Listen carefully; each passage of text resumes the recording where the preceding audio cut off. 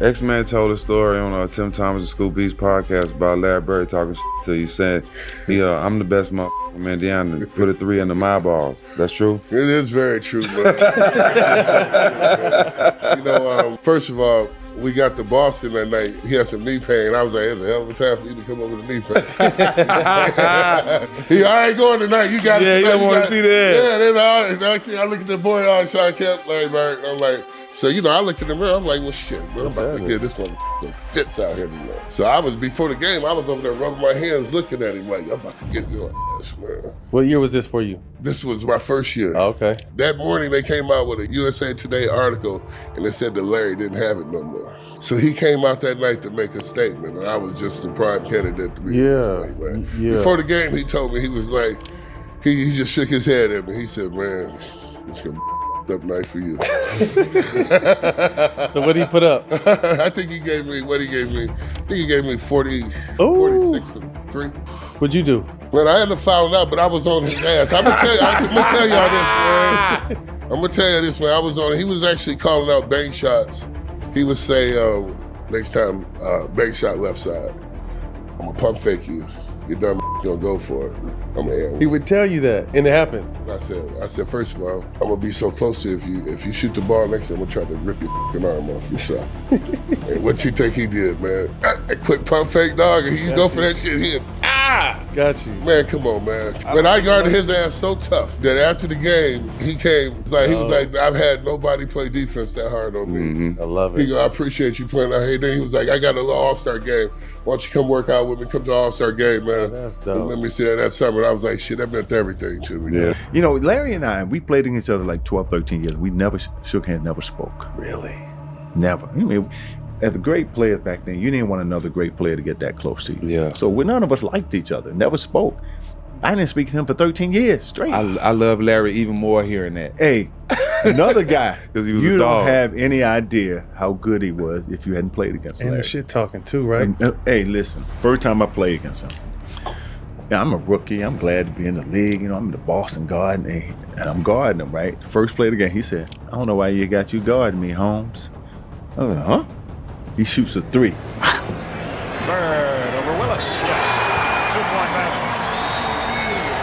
Boston. Now I wasn't mad he made the 3. I said, but this some bitch called me Holmes. And so the next play, I'm pissed. So he comes out, he shifts to his right, and I jump. I said, got him. And I'm pumping it by my hand, and I banged it on him, right? He on the ground, he fouled me, and I'm pointing. And he said, hey, Rook. I'm like, what? He said, I like you. You got balls.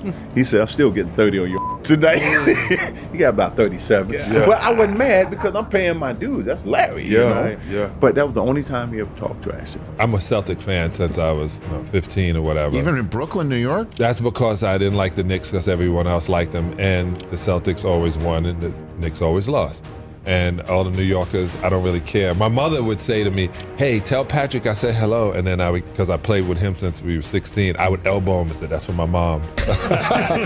So Larry got in the game one time, and for some reason, Chuck Daly puts me in. And Larry, was between Len Bias and myself to be drafted to the Celtics. And Red Auerbach made a smart move by taking Len Bias. God rest his soul. I wish he would have not done the wrong thing the night before or the night after we got drafted. But with that being said, Larry knew me since I was a sophomore because we would go up there.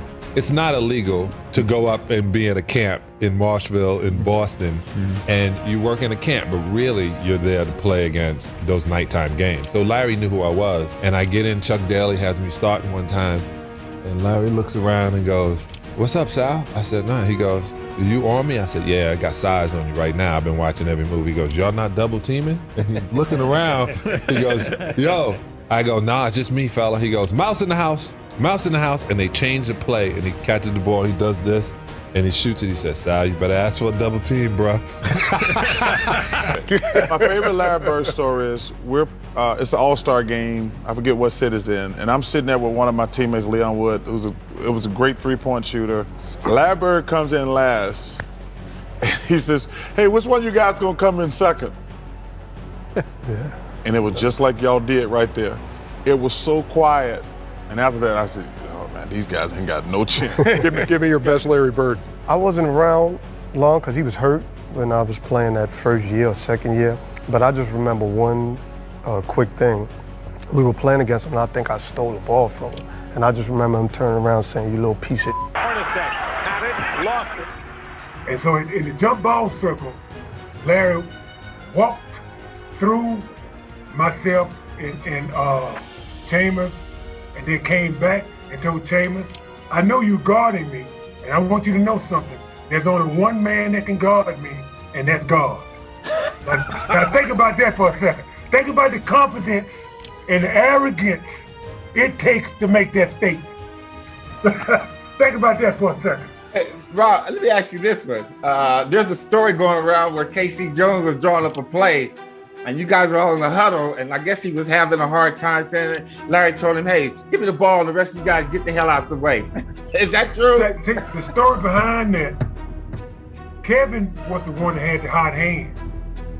But as we all know, Larry's the man, and that's Larry's team. So Larry should take the first shot. But KC was torn between drawing up something for Kevin because he had the hot hand and not offending Larry. So Larry just took the F over. Draw up a play for me and give me the ball and get out of my way. And that was the end of the X and O's. These guys came in together in '81. There's Kevin, there's Larry, there's Robert. And they knew, Dennis Johnson, Danny Ainge, they knew what each other could do. And what I did was said, okay, let's see what's happening out there. And you'd see Larry shooting a three-pointer, and then I'd call a timeout, and they didn't count the three-pointer. So he's very upset with that, so I diagrammed the play. He says, heck with the play, Case. Give me the ball and tell all the rest of the guys to get out of the way. I said, shut up, Larry. I'm the coach here. Okay. All right, Dennis, you take the ball out, give it to Kevin, then you throw it to Larry, and everybody get the hell out of the way.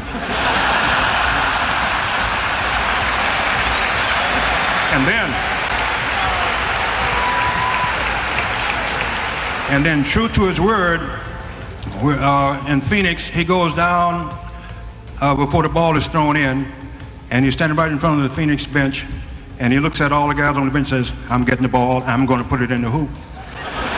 And he says, "Watch my hand as I follow through." The ball is thrown into Kevin. Kevin gets to Larry. Larry fires it up, puts a hand in the air as he continues on to the dressing room. Now that's what you call arrogance.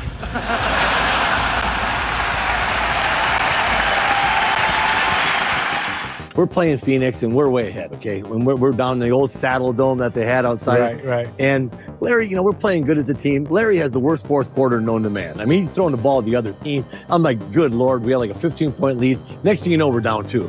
And I'm like, oh, how in the world are we going to lose this game? And Larry says, I'm going to bust the play. I'm going to shoot a 3.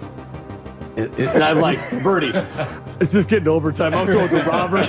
Robert, we need to get into overtime, man. Try to get this ship right because we're sinking, man. Right. So, Larry not only tells me that, he walked by the bench and says, typical Bertie, just real slow, fixing to bust a 3 on your guys and go home. And so he breaks the play. Maxwell waits. Maxwell gets it to Bird. Bird turns and shoots and Larry hits it. He looks at the bench and goes, "Told you so." That was Bertie. And he had the confidence, man. That dude had so much confidence. He talked to the coaches. He talked to everybody. He was talking trash all the time, man. But fun. Great competitor, man. We're playing a game down in Atlanta, and this is how long ago this was, because Atlanta was a good team. And we are getting hammered. We were just getting killed. We're down 25 at the half, and they're all trash talking, and fans are throwing stuff at us, and they're going, "We're going to kill you, Celtic." Bird, McHale, Parrish, DJ, you guys are all frauds. What are you talking about? So we come in at halftime. We're just sulking in there with tails between our legs. We walk in, we're sitting in the locker room, and Casey Jones, our fantastic coach, he walks in, he looks at us, looks at his watch, doesn't say a word, walks over to the cooler, pulls out a beer. Pops the beer, goes and sit down, pounds down the beer, just sitting there, looks at us, goes over to the cooler and gets a second beer.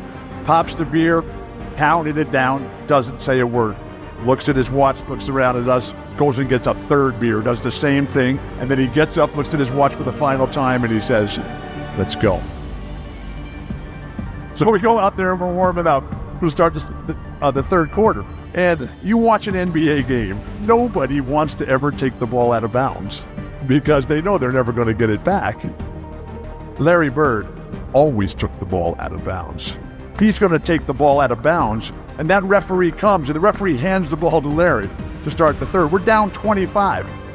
Larry takes the ball and pushes it back into the midsection of the referee so that he can't get away. The referee is like startled, staggered. What's going on here? We're all right there, right in front of the Celtic bench. And Larry looks right into the soul, right through the eyes of that referee. And he says to him, "We're not going to quit. You make sure you don't quit either." The guy just like melted on the spot. Larry hit 11 straight shots to start the third, including 7 threes. We were tied at the end of the third. We won in overtime. We did not need a plane to get home that night. Larry Bird, you're awesome.